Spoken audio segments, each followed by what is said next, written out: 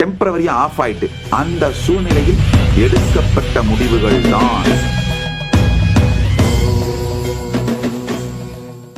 இதை ஆழ்ந்து புரிந்து கொள்ளுங்கள். அதாவது பயங்கள் உருவாகும் பொழுது உங்க சுவாசம் இயற்கையாகவே என்ன மந்திரத்தை ஜெபிக்கிறதுன்றதை ஆழ்ந்து பாருங்க. நீங்க கேட்கலாம், என்ன சாமி சொல்லிட்டு இருக்கீங்க, பயம் வரும்போது எங்க இருக்குன்னு எனக்கே தெரியாது, பதறி அடிச்சுட்டு காணாம போயிடுறேன், என்ன பண்றேன்னு எனக்கே தெரியாது, அந்த நேரத்துல உட்காந்து சுவாசம் பண்ணு, பிராணாயாமம் பண்ணு, அஜபாஜபம் பண்ணு. ஆரம்பியுங்கள். சிறு சிறு பயங்கள் வரும் பொழுது இதை செய்ய துவங்குங்கள். ஆரம்பித்தீர்களானால் ஓரிரு முறை அனுபவப்பட்டுட்டீங்கனாலே போதும். ஆஹா, இவ்வளவு நாள் உற்சாகத்தை தாண்டா பயம்னு தப்பா பிராண்ட் பண்ணி வச்சு நான் விளையாடிட்டு இருந்திருக்கேன் அப்படின்ற புரிதல் உங்களுக்குள் மலர்ந்தால் போதும். அந்த ஸ்ரத்தை வந்து விட்டால் போதும். அதுக்கப்புறம் எதை வேணா ஹேண்டில் பண்ணிடுவீங்கயா. நம்ம உபனிஷத்துல ஒரு அருமையான ஒரு கதை, கடோபனிஷத் படிச்சிருந்தீங்கன்னா புரியும், படிக்கலன்னா தயவு செஞ்சு கொஞ்சம் டைம் எடுத்து, நீங்க புக்கெல்லாம் வாங்குறதுக்கு டைம் இல்லைனாலும் கவலைப்படாதீங்க, ஏஐல போய் படிங்க. ஆஸ் நித்யானந்தாவில் உபனிஷத் மாடல் இருக்கு. சும்மா 5 நிமிஷத்துல நீங்க சொல்லுங்க ஏஐட்ட, அப்பா எனக்கு ரொம்பலாம் டைம் இல்லை, இந்த சாமியார் சொல்லிட்டாரு, சரி போனா போகுது, 10 லைன்ல கடோபனிஷத் பத்தி சொல்லு அப்படின்னு கேளுங்க. இந்த கதையை அழகா சொல்லிடும். இல்ல எனக்கு 10 நிமிஷம் அளவு டைம் இல்லை, 10 லைன்ல சொல்லுன்னு கேட்டாலும் சொல்லிடும். நச்சிகேதன் ஒரு குழந்தை யமனை காணச் செல்கிறது. அந்த குழந்தை ஸ்ரத்தா விவேச்ச, உபனிஷத்தை தான் சொல்லுது, ஸ்ரத்தையினால பொசஸ் பண்ணப்பட்டதனால், பேய் பிடிக்குதுன்றல பொசஸ் பண்ணுதுன்னு, அது மாதிரி அவன் ஸ்ரத்தையாலே பொசஸ் பண்ணப்பட்டிருந்தானா. ஸ்ரத்தையினால் பொசஸ் பண்ணப்பட்டதனால, பரமசாந்தத்திலே அவன் நிலை பெற்றிருந்ததனால, யமனை பார்க்கும் பொழுது கூட அவனுக்கு பயமோ, அவனுடைய காக்னிட்டிவ் இன்டர்பிரிட்டேஷன், யமனை பயம் அப்படின்னு காக்னைஸ் பண்ணாம உற்சாகம்னு காக்னைஸ் பண்ணதுனால யமனை கூட அவன் இயமனாக பார்த்தான். பிரபஞ்சத்தின் இயமத்தை நடத்துகின்றவர், அவரிடமிருந்து நம்மால் என்ன கற்றுக்கொள்ள முடியும் என்று கற்றுக்கொள்ள துவங்கினான். யமன் பரம ஞானத்தை, பரம அனுபூதியை அந்த குழந்தைக்கு அளிக்கின்றான். அது ஒரு அழகான தத்துவம். மரண பயத்தை கூட ஸ்ரத்தையோடு பரமசாந்த நிலையிலிருந்து அணுகினீர்களானால் மரணம் மரணமில்லா பெருநிலையை அழித்து விட்டு சென்று விடும். மரணம் மரணமில்லா பெருநிலைக்கான துவாரம். ஒரே ஒரு சின்ன மாற்றம் தான், உங்களுடைய காக்னிட்டிவ் இன்டர்பிரிட்டேஷன் மாறணும், அவ்வளவுதாங்க.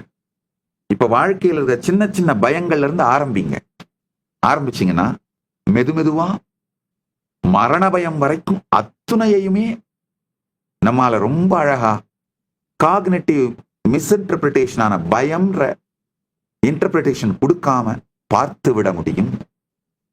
பயத்தால் உங்களை பயமுறுத்த முடியவில்லை என்றால் யாவானாலும் உங்களை ஏதும் செய்ய முடியாது. என்னை அழிக்க நினைக்கின்ற, என்னை எதிரியாக நினைக்கின்ற என் எதிரிகளுக்கெல்லாம் இருக்கின்ற ஒரே பிரச்சனை என்னன்னா, என்னை பயமுறுத்த முடியலையேடா. ஆக்சுவலா நான் ஒரு பயந்த மாதிரி நடிச்சேன்னா கூட போதும், அவங்களுக்கு ஒரு திருப்தி வந்துடும். பயத்தை எனக்கு காட்ட முடியலையேன்ற அந்த கடுங்கோபம் தான் அவர்களுடைய தாக்குதலை அதிகமாக்கிக்கிட்டே போறாங்க. அது எப்படா ஒருத்தன் பயம் இல்லாம இருக்க முடியும்? நானா எங்க குலடே, நான் ஒரு கோயில் பரதேசி, என்னையெல்லாம் எங்கடா பயமுறுத்த முடியும், போங்கடா அப்படின்ட்டு உட்காந்துட்டு இருக்கேன்.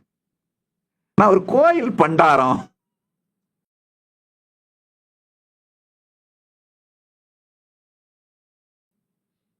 அண்ணாமலையார் கோயில் தயிர் சோறு புளியோதரை அவரு பிரசாதத்தை தின்னு வளர்ந்த கோயில் பண்டாரண்டா. எங்க மசில் மெமரியில எல்லாம் பயோ மெமரியிலயோ காக்னிட்டிவ் இன்டர்பிரிட்டேஷன்ல பயம் எல்லாம் வராதுரா. போங்கப்பா அடுத்த வீடு பாருங்கப்பா, வேற யாராவது இருந்தா போய் அவங்கள போய் பாருங்கப்பா. பயமுறுத்துறதுக்கு வேற யாராவது போய் பாருங்கப்பா.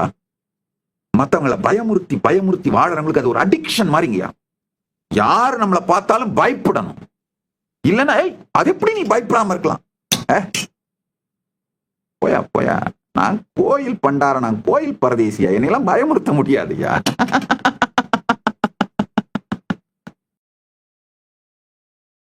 ஆழ்த்து கேளுங்கள். ஜஸ்ட் உங்களுக்குள்ள பயங்கள் பொங்கும் பொழுது பிசியலாஜிக்கலா உடம்புக்குள்ள என்ன நடக்குதுன்னு பார்த்து, உங்க காக்னிஷன் அதை பயம்னு பிராண்ட் பண்ணாம அப்படியே பார்த்து, அந்த நேரத்தில் உங்களுடைய சுவாசம் இயற்கையாக என்ன என்ன சப்தத்தை, என்ன பீஜத்தை, என்ன சிலபலை கிரியேட் பண்ணுதுன்னு பாருங்க. என்ன பீஜத்தை உருவாக்குகிறதுன்னு பாருங்க.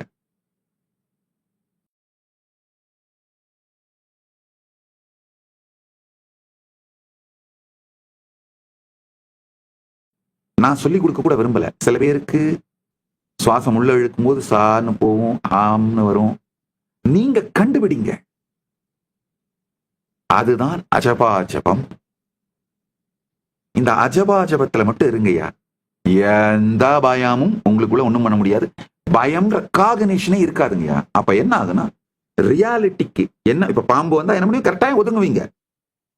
ஆனா வாழ்க்கை முழுக்க பாம்பையே நினைச்சு நடுங்கிட்டு இருக்க மாட்டீங்க.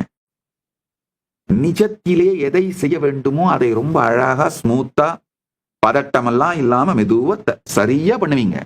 ஆனா எந்த காலகட்டத்திலையும் உங்களை பயம் டேக் ஓவர் பண்ணிட முடியாது. உங்களை தன்னிலை பிழற வைக்க முடியாது.